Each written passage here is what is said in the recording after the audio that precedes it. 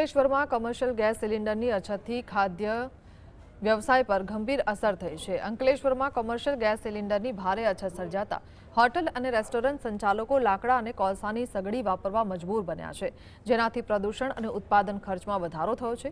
કાળા બજારમાં 19 કિલોના સિલિન્ડર 5,000માં વેચાતો હોવાની ફરિયાદ સાથે વેપારીઓએ કડક કાર્યવાહી અને નિયમિત વિતરણની માંગ કરી છે। અછતની પરિસ્થિતિ વચ્ચે કમર્શિયલ ગેસ સિલિન્ડર સમયસર ઉપલબ્ધ ન થતા ખાદ્ય ચીજવસ્તુ બનાવતા વેપારી વર્ગને ભારે હાલાકી કરવાનો સામનો આવ્યો છે।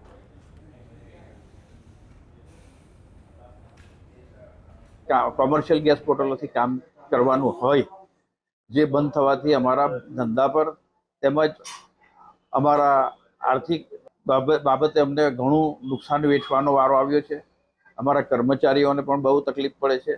अमे हालमां लाकड़ा अने कोळसा पर अमारो माल बनावीए छे अने केटलोक माल अमे आ गैसनी सप्लाय न होवाने कारणे बनावी शकता नथी, जे अमारुं आर्थिक